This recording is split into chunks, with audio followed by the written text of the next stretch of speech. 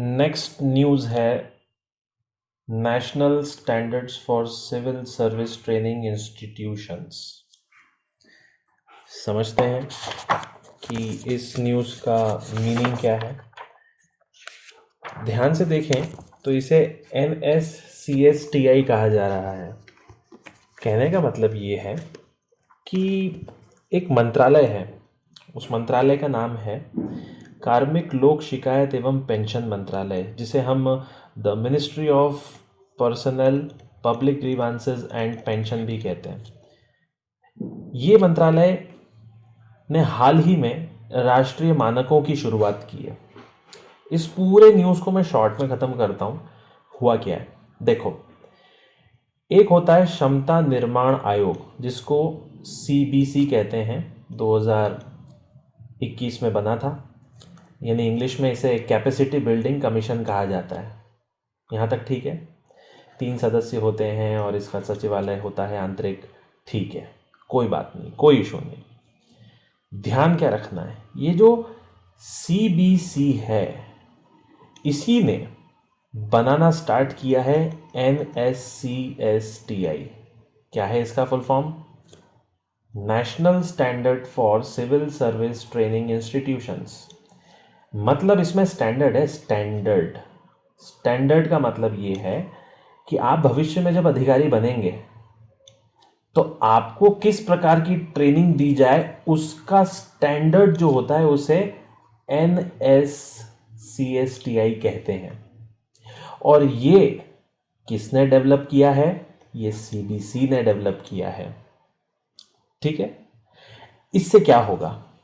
इसमें स्टैंडर्ड होंगे कि आपको ट्रेनिंग कैसे दी जाए, आपकी ट्रेनिंग का टाइम कितना होगा, टेन्योर क्या रहेगा, ट्रेनिंग के बाद क्या होगा, ट्रेनिंग के समय क्या होगा, सारी बातें।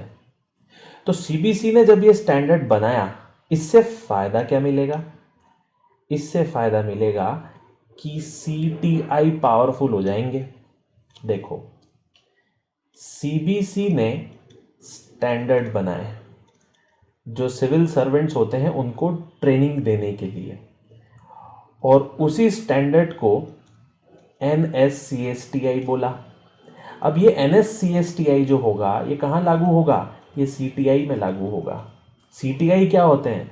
ये सेंट्रल ट्रेनिंग इंस्टीट्यूट्स होते हैं जहाँ आपकी भविष्य में ट्रेनिंग होगी अगर आप अधिकारी बने तो CBC ने स्टैंडर्ड बनाए हैं जो अलग अलग ट्रेनिंग इंस्टीट्यूट्स में लागू होंगे। बस यही न्यूज़ है इसकी। ठीक है, इसके अलावा और कुछ नहीं। बाकी सब उद्देश्य हैं, लक्ष्य क्या है? तो भैया वर्तमान क्षमता बढ़ेगी, क्वालिटी बढ़ेगी, है ना, आपका प्रशिक्षण ट्रेनिंग बढ़ेगी, स्किल्स आपके और अच्छे हो जाएंगे अधिकारियों के। राइट। महत्व क्या है? मतलब ये जो CTI होती हैं, ऐसी ट्रेनिंग इंस्टीट्यूट होती हैं गवर्नमेंट ऑफिसर्स की, उसका महत्व क्या है? तो महत्व तो यही है कि भैया आपकी दक्षता सुधरेगी, आपकी स्किल्स, आप में एम्पावरमेंट आएगा। ठीक है, आपकी जो एफिशिएंसी है वो और बढ़ेगी। नए ज़माने में बदलती ज़रूरतों के लिए सिविल सेवकों की दृष्टिकोण से बनाया गया है। तो ठीक है, ज़माना बदल रहा है तो आपको अपने काम करने का तरीका बदलना है, तो आपको एक स्टैंडर्ड की ज़रूरत है। बस वो स्टैंडर्ड ही NSCSTI है। ठीक है, ये भी पढ़ लीजिएगा। NSCSTI के 8 पिलर बताए गए हैं।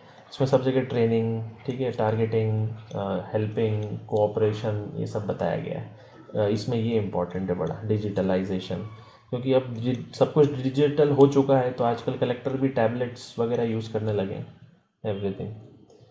आगे की राह भी इसमें इम्पॉर्टेंट लगी है मुझे, जैसे कि यहाँ पर है कि अगर ट्रेनिंग देनी है तो E4 पर ध्यान दो। अधिकारी को एम्पावर्ड लर्निंग दो। एम्पावर्ड लर्निंग यानी कि उसकी क्षमता के अनुसार उसे लर्निंग दो, सिखाओ। उसके बाद इफेक्टिव लर्निंग, यानी प्रभावकारी होनी चाहिए, जो भी सीख दी जा रही है अधिकारी को काम आए उसके काम एडमिनिस्ट्रेशन में। एक्सप्लोरेटरी लर्निंग, एक्सप्लोरेशन का मतलब होता है नई जगह, नई खोज। वैसी लर्निंग होनी चाहिए कि वो उसको किसी नई चीज़ का सामना करना पड़े तो उसको पता रहे कि उसे क्या करना है उस ट्रेनिंग की वजह से। इलेक्ट्रॉनिक लर्निंग, ठीक है, टैबलेट कंप्यूटर चलाते हुए आना चाहिए। नॉन परफॉर्मर्स को हटा देना चाहिए, ऐसा भी बताया गया है। ठीक है, ये किसी कमेटी ने नहीं बताया, ये तो बस एक सुझाव है जो आप अपने आंसर राइटिंग में कर सकते हैं। जैसे उसको बर्खास्त कर दो या उसको हटा दो जो ठीक से काम नहीं कर रहा है, ऐसे सिविल सर्वेंट्स को, ऐसे अधिकारी को हटा देना चाहिए। तो या तो हटा दो या उसको बिल्कुल रिटायर कर दो टाइम से पहले, ठीक है। वो सब चीज़ें हैं। गवर्नमेंट ने कुछ किया है क्या सिविल सर्वेंट्स की ट्रेनिंग के लिए? तो बिल्कुल किया है। एक है मिशन कर्म योगी, अधिकारियों के लिए बना है, गवर्नमेंट सर्वेंट्स के लिए, और ये एक ऑनलाइन ट्रेनिंग प्लेटफॉर्म है। इसको IGOT क्या कहा जाता है, IGOT, याद रखिएगा। यहाँ पर ट्रेनिंग होती है सर्वेंट्स की, ठीक। फिर एक आरंभ है। आरंभ में क्या किया जाता है, इसमें फाउंडेशन जो भी रहता है किसी भी काम का, जो फाउंडेशन कोर्स होता है, मतलब बेसिक कोर्स, बेसिक उसको पढ़ाया जाता है। इसके बाद में राष्ट्रीय प्रशिक्षण नीति डेवलप की गई थी 1996 में, नेशनल ट्रेनिंग पॉलिसी, और ये 96 में बनने के बाद इसका रिव्यू किया गया था 2012 में, और यही सब चीज़ें, ठीक है, एक्सीलेंस बढ़े वगैरह। लेटरल एंट्री भी स्टार्ट की है गवर्नमेंट ने, ताकि जो विशेषज्ञ होते हैं, एक्सपर्ट्स होते हैं, उनको गवर्नमेंट जॉब में लाया जाए बिना किसी एग्जामिनेशन के, उनकी वरिष्ठता और उनकी विशेषज्ञता के आधार पर, एक्सपीरियंस के आधार पर। अगला न्यूज़ पे आते हैं, बड़ा बड़ा important news, registration of press and periodical bills. क्या है कि अंग्रेज़ों का बनाया हुआ एक बहुत ही पुराना कानून है जो 1867 में बना था। ये वाला कानून तो अभी नया है। 1867 में कानून बना था, उसे press and registration of books act कहते हैं।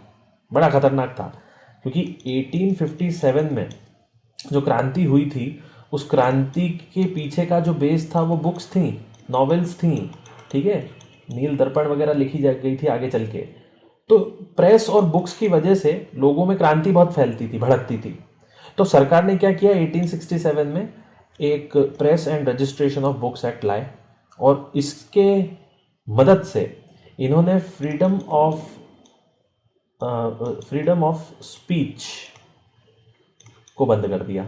यानी वाक और अभिव्यक्ति की स्वतंत्रता जो हमें 21 में मिली हुई है, जो हमें 19 में मिली हुई है, उसको बैन लगा दिया। तो सरकारों को बड़ी सपोर्ट मिलता था इन अंग्रेज़ों को। अब गवर्नमेंट ने बोला है कि भैया इस पे चर्चा करो, ये तो अंग्रेज़ों का बनाया हुआ कानून है जो प्रेस को दबा देता है, जो न्यूज़ को दबा देता है। यानी सरकार अपनी मनमर्जी से कभी भी न्यूज़ को दबा सकती है। तो इसका एक विधेयक प्रस्तुत हुआ और उसको बोला है कि यार ये press and registration of books act को हटाओ और इसके लिए लाओ, इसकी जगह पर लाओ registration of press and periodicals bill, ठीक। तो क्या क्या इसमें, अभी जो कानून है, अभी तो ये कानून आया नहीं है, अभी तो आएगा अगर पास हो गया तो हम पुराने कानून को ही डिस्कस करते हैं। पुराने कानून में क्या लिखा है कि जब भी समाचार पत्र, न्यूज़पेपर लिखा जाएगा तो इसकी 2 कॉपी गवर्नमेंट को देनी पड़ेगी निःशुल्क, बिना पैसे के, और एक प्रेस रजिस्ट्रार को देनी पड़ेगी। यानी आप न्यूज़पेपर वाले हो, आप न्यूज़ छापते हो, तो 2 कॉपी आपको सरकार को देनी पड़ेगी और एक रजिस्ट्रार को, ठीक है। ये चीज़ें इसके अंदर समझाई गई और बताई गई हैं। इसके अलावा आपको न्यूज़पेपर में नाम डालना पड़ेगा कि वो न्यूज़ कहाँ की है, कहाँ छपी है, उसका एडिटर कौन है, सब कुछ। अब ये जो प्रेस का लॉ है, इसका जो रेगुलेशन लॉ है कि प्रेस को किस तरीके से रेगुलेट कर सकते हैं, इसकी ज़रूरत क्यों है, वाई। तो इसमें 2 इम्पॉर्टेंट पॉइंट्स लगे मुझे, जैसे प्रिंट और डिजिटल मीडिया से संबंधित विनियमन में एक रूपता लाना। आज प्रिंट न्यूज़ और डिजिटल मीडिया बिल्कुल एक दूसरे के अपोजिट है। Opposite in the sense news तो एक ही है, लेकिन अब न्यूज़पेपर कम पढ़ रहे हैं लोग और डिजिटल मीडिया में ज़्यादा जा रहे हैं। तो इनमें थोड़ा सा कॉम्बिनेशन बने, एक रूपता आ जाए, ये यूनाइट हो जाए, इसकी कोशिश रहेगी इस नए लॉ की, जो अभी बिल है। इसके अलावा फेक न्यूज़ बहुत आती हैं, कोई कुछ भी लिख देता है, न्यूज़पेपर वाला ही कुछ भी लिख देता है अपने न्यूज़ में लोगों को रीडिंग बढ़ाने के लिए, तो उस पर भी थोड़ा सा कंट्रोल हो जाएगा, जो अच्छी बात है। ये है मोस्ट इम्पॉर्टेंट पॉइंट, विनियमन का इतिहास। यानी न्यूज़ से जुड़े हुए जो लॉ थे, वो लॉ पहली बार कब आए, क्यों आए, कौन लाया, बड़ा इंपॉर्टेंट रहेगा, बड़ा इंपॉर्टेंट। तो इसकी शुरुआत होती है, स्टार्टिंग होती है इस कानून से, ये याद रखना, सेंसरशिप ऑफ प्रेस एक्ट, और ये बना था 1799 में, जब टीपू सुल्तान की हत्या हुई थी उस साल, और ये बनाया था वेलेस्ली ने, लॉर्ड वेलेस्ली थे उस वक्त, बुरा आदमी।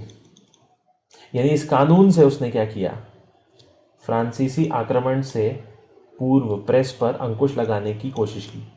असल में Tipu Sultan was friends with Napoleon, ठीक है, फ्रांस का था, और नेपोलियन को संदेश भेजा था। टीपू सुल्तान बुलवाने वाला था नेपोलियन को कि फ्रांसीसियों आओ और इन अंग्रेज़ों को भगाओ। तो वेलेस्ली ने टीपू को तो रोका ही रोका, उसके छोटे भाई ने, वेलेस्ली के छोटे भाई ने रोका ही रोका, लेकिन साथ साथ में फ्रांसीसियों को रोकने के लिए, प्रचार प्रसार को रोकने के लिए ये कानून लेकर आया था वो। फिर क्या हुआ, लॉर्ड हेस्टिंग्स आ गए, बढ़िया आदमी। उन्होंने 1818 में इस कानून को वापस ले लिया। अब वापस लिया है तो फिर कोई बेवकूफ़ आएगा, तो ये बेवकूफ़ था, सॉरी बेवकूफ़ तो बोलना नहीं चाहिए, आप पीएससी की तैयारी कर रहे हैं, महान सर जनरल जॉन एडमंड, ठीक है, बढ़िया, तस्वीर लगा के इनको धोप देना। तो ये गवर्नर जनरल जॉन एडमंड थे, इन्होंने एक दूसरे नाम से यही कानून लेकर आए, लाइसेंसिंग रेगुलेशन एक्ट, और ये आया 1823 में। क्रोनोलॉजी याद रखनी है, सबसे पहले कानून आया प्रेस को कंट्रोल करने का 1799 में, फिर इसको हटाया कब, 1818 में, ये आया ये गया। उसके बाद फिर से आया 1823 में, एडमंड लाया था, तो ये आया, अब ये जाएगा। तो इसको रद्द करने वाले व्यक्ति थे जनरल मेटकाल्फ, ठीक आदमी, और ये रिपील किया गया था 1835 में, ये वापस चला गया। फाइनली जब 1857 आया तो लाइसेंसिंग एक्ट लेकर आए, ठीक है, और जितनी भी बुक्स, न्यूज़पेपर जो भी होती थी उस सबको कानूनी दायरे में लेकर आ गई अंग्रेज़, क्योंकि उनको पता था 1857 में बहुत कुछ हुआ है। एंड फाइनली आज जो लॉ यूज़ होता है वो होता है press and book registration act 1867, ठीक है। तो ये पूरी एक स्टोरी है 1857 से लेकर 1867 तक, मतलब इतने कानून बने, 1 2 3, असल में कानून बना हटा, बना हटा, बना इवॉल्व हुआ, तो 1 2 3 4 और चौथा चल रहा है, तो इसको हटाने की बात की गई है, ठीक है। तो ये है बेसिक्स इसमें। हाँ, एक चीज़ और ध्यान रखिएगा, ये 1967 में कानून बना हुआ है, आज भी है, इसको हम अनलॉफुल एक्टिविटीज़ प्रिवेंशन एक्ट कहते हैं, हिंदी में साफ लिखा हुआ है गैर कानूनी गतिविधि रोकथाम अधिनियम। तो अगर इसके तहत अगर आप दोषी पाए गए तो आप कभी भी न्यूज़ प्रिंट नहीं कर सकते, ऐसा लिखा गया है। तो ठीक है, एक रूल है जो दूसरे रूल से जुड़ा हुआ है। शॉर्ट न्यूज़ देखते हैं, पॉलिटिक्स की जो पॉलिटी है उससे जुड़ी हुई शॉर्ट न्यूज़ है जुलाई 2022 की। इसमें पहली है, 2 देखेंगे आज। फर्स्ट है increasing tenure of house committees. देखो, राज्यसभा जो है, राज्यसभा ने अपने सेक्रेटरीट यानी सचिवालय को कुछ काम दिए थे, और सचिवालय ने अभी अभी कुछ सिफारिशें दी हैं, रिकमेंडेशंस दी हैं। क्या दी हैं? सेक्रेटरीट यानी राज्यसभा सेक्रेटरीट ने, यानी राज्यसभा सचिवालय ने बोला है कि जो पीएससी होती है, एमपीपीएससी वाली नहीं, पार्लियामेंट्री स्टैंडिंग कमेटी, संसदीय स्थायी समिति, वो आप 1 साल के लिए बनाते हो, तो इसका टाइम बढ़ाकर कितने साल कर दो? 2 साल कर दो। किया नहीं है, रिकमेंडेशंस हैं, सुझाव हैं। प्लस संसद में जो एक नया आवर शुरू किया जाना चाहिए, हमें पता है ना, वो क्वेश्चन आवर होता है, 0 आवर होता है, उसके अलावा आप एक कमेटी आवर भी शुरू करो, ठीक है, कि इस टाइम पर जो भी कमिटीज होती है जिनको पार्लियामेंट काम देती है कि तुम ये काम करो, ये काम करो, ये काम करो, ये रिपोर्ट बनाओ, तो उस रिपोर्ट पे चर्चा भी तो हो। तो इसके लिए कमेटी आवर लेकर आओ 1 घंटे का, ठीक है। तो ये कुछ इंपॉर्टेंट सिफारिशें वगैरह की हैं। अब यहाँ पर डिटेल दी है कि ये जो राज्यसभा का सचिवालय होता है यानी स्टेट सेक्रेटरीट होता है, ये कॉन्स्टिट्यूशन से बनता है, आर्टिकल 98 से, ठीक है, 98 से। और इसके कुछ इंपॉर्टेंट वर्क होते हैं। अब इंपॉर्टेंट वर्क क्या होगा? सेक्रेटरी करता क्या है? जैसे कि जो भी राज्यसभा में काम चलेगा उसमें मदद करना, राइट, समितियां जो भी सर्विस लेंगी वो सारी सर्विस इनको देना, समितियों को, कमिटीज़ को। और हर दिन का जो भी काम होता है वो काम करो, जो भी काम तुमको दिया गया वो काम करो, ये बताया गया है। ठीक है, इसके बारे में कुछ आगे डिटेल भी दी गई हैं, जैसे कि अनुच्छेद 105 और अनुच्छेद 108 में प्राप्त है। संसदीय समिति यानी पार्लियामेंट्री कमिटीज़ जो होती हैं वो बनती हैं 105 और 118 से। ठीक है, then I think that is sufficient. ठीक है, बाकी तो कमिटीज़ जब जब न्यूज़ आएंगी तब तक हम देखते ही रहेंगे करंट अफेयर्स में। लास्ट बचा है इलेक्शन ऑफ प्रेसिडेंट, राष्ट्रपति का चुनाव। अब ये न्यूज़ थोड़ी पुरानी है, जैसे कि अभी जुलाई की न्यूज़ है। अभी तो हमें पता है कि राष्ट्रपति नई चुन ली गई हैं, द्रौपदी मुर्मू। ठीक है, तो यहाँ पर क्या बोला गया है, यहाँ पर बताया गया है कि बस तैयारी हो रही है, तो पुरानी न्यूज़ हो गई एक है, लेकिन पूरा रास्ता बताया गया है कि अनुच्छेद 62(1) के तहत जो खाली जगह होती है राष्ट्रपति की उसको भरा जाता है, यानी चुनाव होते हैं। और जो चुनाव होने चाहिए वो 5 साल से यानी प्रेसिडेंट के टाइम से पहले कंप्लीट हो जाने चाहिए। आम चुनाव कैसा होता है, आप होते हैं और आप संसद और विधायक को चुनते हैं, लेकिन राष्ट्रपति चुनाव क्या होता है, यहाँ तो आप वोटर हैं और आप एक व्यक्ति का एक वोट होता है। राष्ट्रपति चुनाव में अलग अलग वोट्स होते हैं, वोटिंग पावर होती है, जैसे कि जितने भी एमपी हैं। अच्छा, पहले ये देख लेते हैं कि कौन कौन भाग ले सकता है। पार्लियामेंट के, लोकसभा और राज्यसभा के इलेक्टेड मेंबर्स प्रेसिडेंट के चुनाव में भाग ले सकते हैं। स्टेट के अंदर जो विधानसभा होती है यानी स्टेट लेजिस्लेटिव काउंसिल होती है, उसके इलेक्टेड मेंबर्स भाग ले सकते हैं। दिल्ली और पौंडीचेरी विधानसभा यूटी है लेकिन विधानसभा है, उसके निर्वाचित सदस्य यानी कि इलेक्टेड मेंबर्स, यानी सब जगह इलेक्टेड मेंबर्स भाग ले सकते हैं। ठीक, आगे देखते हैं। हाँ, नॉमिनेटेड भाग नहीं लेता, क्योंकि नॉमिनेटेड कौन लेकर आया है, प्रेसिडेंट ही लेकर आया है। फिर इनके चुनाव का जो तरीका होता है वो सिंगल ट्रांसफरेबल वोट होता है एंड सो ऑन। अभी काफ़ी टिपिकल तरीका होता है। इसको फिर कभी जो हमारा मेंस का लेक्चर है, उस मेंस के लेक्चर में हमें प्रेसिडेंट को कंप्लीट पढ़ना होता है, तो उसमें हम समझेंगे कि किस तरीके से इनका चुनाव होता है। हालांकि उसको सिंगल ट्रांसफरेबल वोट कहा जाता है। ठीक है, और प्रोपोर्शनल रिप्रेजेंटेशन से ही होता है ये सब। ठीक है, संसदों के वोटों का जो वैल्यू होता है वो 708 होती है, पहले होती थी, अब 700 कर दी है, क्योंकि जम्मू कश्मीर में अभी विधानसभा नहीं है। ठीक है, इसलिए। और फिर ये कुछ फॉर्मूलेज होते हैं जिनको हम बाद में मेंस की क्लासेस में डिस्कस करेंगे।